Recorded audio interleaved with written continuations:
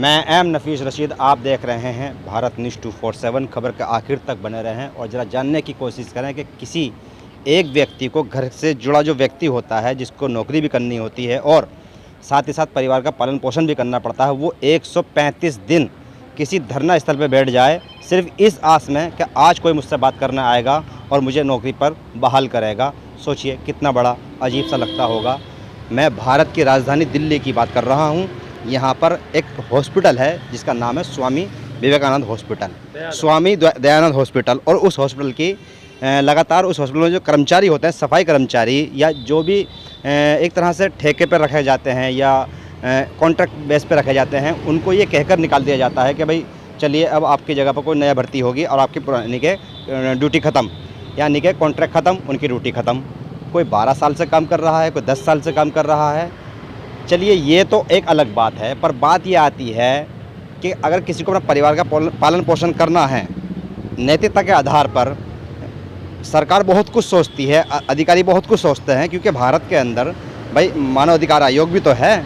और जब मानव अधिकार आयोग होने के बाद में 135 दिन तक लगातार धरने पे बैठा जाए, ये है धरना लगा हुआ, मैं दिखा रहा हूँ, ये देखिएगा 135 दिन से लगातार ये लोग यहाँ बैठकर संघर्ष कर रहे हैं।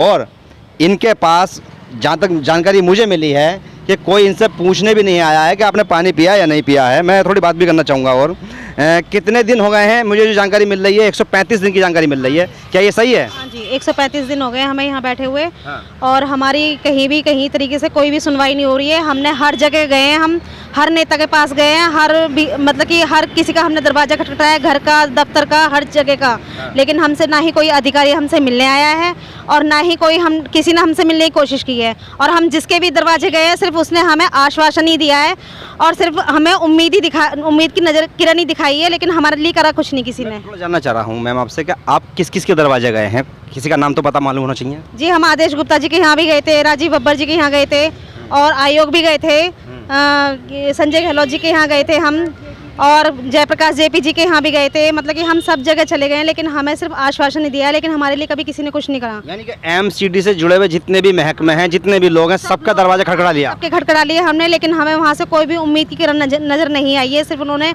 आश्वासन ही दिया है और वो आश्वासन भी हमें झूठा ही लगा है, क्योंकि जब हमारा कुछ काम ही नहीं हुआ, कोई नेता हमसे मिलने नहीं आया, कोई अधिकारी हमसे मिलने नहीं आया, कोई अफसर हमसे मिलने नहीं आया, तो हम क्या सोचेंगे? यही सोचेंगे कि हमें तो सिर्फ झूठा दिलासा ही दिया इन लोगों ने और कुछ नहीं किया। 135 दिन हो चुके हैं आपको धरने पे बैठे हुए। परिवार की पोजीशन क्या है? परिवार की पोजीशन तो ऐसी है कि एक टाइम है खाने को और एक टाइम नहीं है, और एक टाइम तो ऐसा है कि दोनों टाइम भी खाने को नहीं है, भूखे सो रहे हैं पानी पी के। नहीं तो कलेश तो नहीं हो रही घर के अंदर? घर में बहुत कलेश हो रहा है। जब हमारा काम नहीं हो रहा, हम मायूस होकर घर पे जा रहे हैं, तो बच्चे पूछते हैं, सब पूछते हैं घर वाले कि भाई काम बना कि नहीं बना, तो हम उनको क्या जवाब दें कि काम नहीं बना? अगर हम ये कहते काम नहीं बना तो हमारे घर में कलेश होता कि फिर तुम जाते क्यों वहाँ पे धक्के खाने के लिए, कहीं और काम देखो। तो हम काम कहाँ देखें? अगर कहीं और भी हम अगर काम देखेंगे तो वहाँ भी ठेकेदारी प्रथा होगी, और अगर वो ठेकेदारी होगी तो वहाँ भी 2-4 साल काम करा के वो भी हम लोगों को निकाल देंगे। फिर हम कहाँ जाएंगे, कहाँ धक्के खाएंगे? प्रमुख मांगे आपकी हैं क्या? प्रमुख मांगे हमारी ये है कि हमारी जो नौकरी थी, हमें वो नौकरी हमें वापस मिल जाए। और अगर वो नौकरी वो लोग हमें अगर नौकरी नहीं देंगे तो हमारा लास्ट ऑप्शन ये है कि हम भूख हड़ताल पर बैठेंगे। कहाँ पे? सिविक सेंटर 5 नंबर गेट पे, वहीं बैठेंगे। अच्छा, तो ये कब से तैयारी कर रहे हैं आप लोग? ये 4 तारीख से, 4 जुलाई से तैयारी कर रहे हैं। जब तक आप यहीं बैठे रहेंगे? हाँ जी। तो ये आपके ओर से एक इन्फॉर्मेशन दी जा रही है? हाँ जी। जी। कितने लोग हैं वैसे आप? हम वैसे तो सब 170 कर्मचारी हैं, लेकिन भूख हड़ताल में बैठने वाले हम लोग हैं 10-11 लोग। अच्छा, थोड़े करके आते रहते हैं? हाँ जी। मतलब सभी आते हैं ना वैसे तो? हाँ, सभी आते हैं। अच्छा जी। लगातार 135वां दिन और परिवार में कलेश और 10 से 12 हज़ार की नौकरी। क्या जवाब देगा कोई और क्या सोचेगा कि भाई कैसे गुजारा होगा? मैं थोड़ी और भी बात करना चाहूँगा। क्या नाम हुआ आपका? विभा मिश्रा।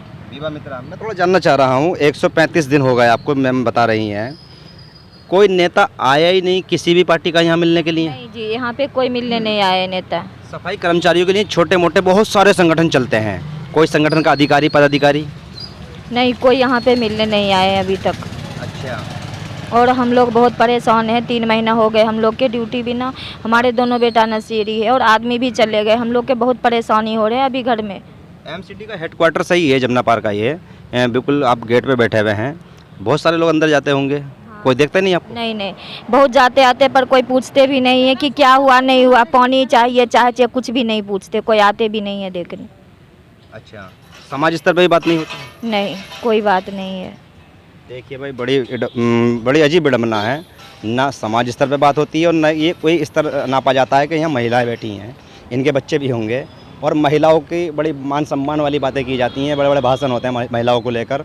135 दिन से कंटिन्यू लगातार ये बैठे हुए हैं और ये सब के सब महिलाएँ हैं। 70-75 बताई जा रही हैं जो लगातार आती रहती हैं, 10-12 क्योंकि परिवार को भी चलाना होता है, महिलाओं के ऊपर बड़ी जिम्मेदारियाँ होती हैं।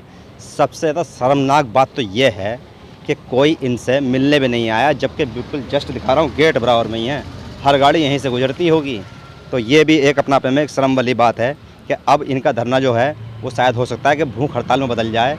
अब देखना यह है कि अब कौन आता है इनसे मिलने के लिए या नहीं आता है, या ये स्विंग सेंटर पर जाकर सिर्फ भूख हड़ताल करके ही आगे बढ़ेंगी। मैं एम नफीस रशीद, आप देख रहे थे भारत न्यूज़ 247।